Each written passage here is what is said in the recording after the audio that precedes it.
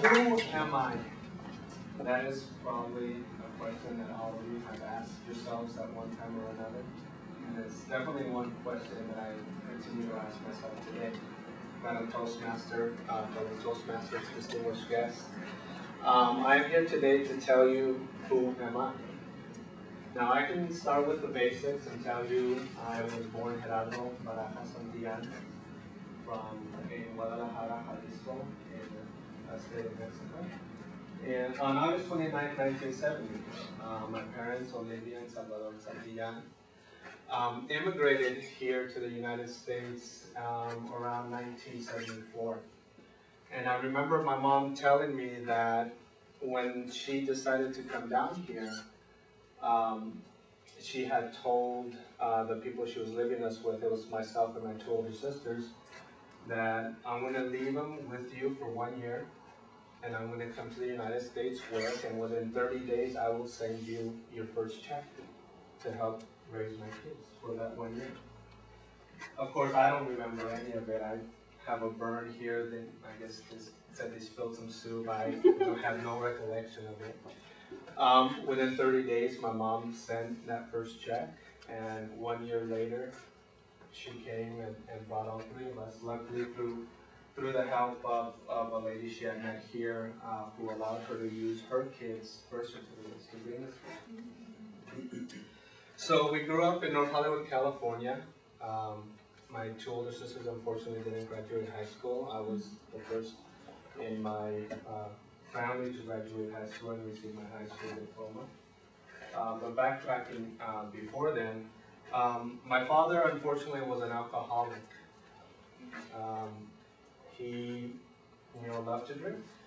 He was there, but it was kind of like he wasn't there. And I remember my mom and dad fighting a lot when I was younger, and I remember one night my mom came to me after my dad had left, sat down on the side of my bed and told me, ahora tú eres el hombre de la casa, now you're the man of the house. And I remember those words because they impacted me in such a manner that I was like, oh my God, now I'm el hombre de la casa. I need to go out and earn a living, I need to bring money in, I need to help my mom. I was 11 years old. So, by coincidence, that weekend before, my friend had come to the house with a $20 bill, and he had, been working selling chocolates, and I was like, oh, hey, I can go do that. So at 11 years old, I was selling chocolates door to door. I would come after school a couple of days out of the week. On the weekend, the man would pick us up at 7 in the morning. We'd get home by 11 o'clock at night. But I remember, coming home, getting the money, and then going and giving it to my mom because I felt that was my duty, my obligation, my role as the man of the house. It wasn't until many, many years later that I told my mom about this, and my mom broke down in tears because she never intended for those words to have that impact on me. But unfortunately, if most of you know, in alcoholic families, every child takes a role. I took on the role of the hero. My role was to save everybody, save my mom, save my sister, save everybody. Which is why I got straight A's in school, graduated from high school. But when I graduated from high school, I was, well, now what? What do I do now? Unfortunately, the education system at that time didn't say, hey, Gerardo, did you know you can go to college? Your parents don't need money. You can, borrow money, go to college, do whatever you want. And that didn't happen. So consequently, I said, well, let me join the Army. The Army was good for me because I excelled. I went into the military, was #1 in every school that I went to. I was the #1 graduate. I saw medals on people, how do you get that medal? And I went out and got it. December 19th, 1989, 19 years old. I find myself on a C-130, part of Charlie Company, 3rd Ranger Battalion. We were going into Panama for the Panama invasion. Never in my time, and I say this humbly, have I ever been so scared.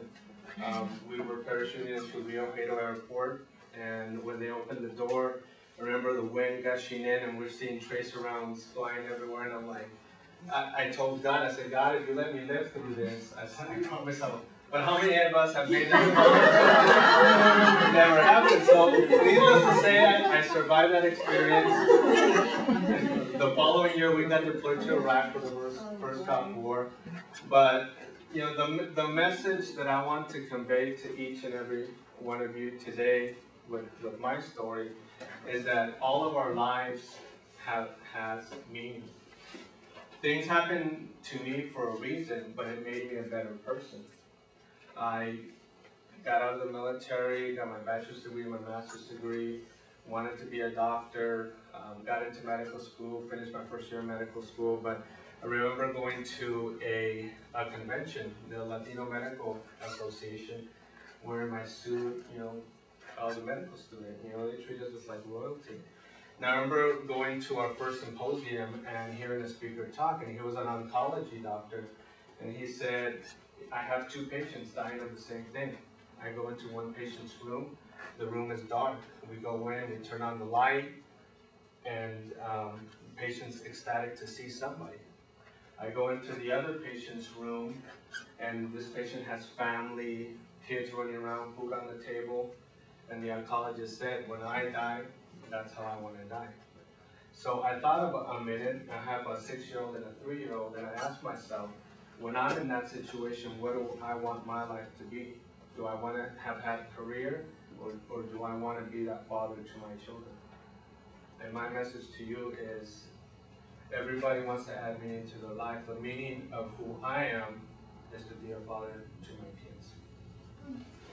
Thank you very much.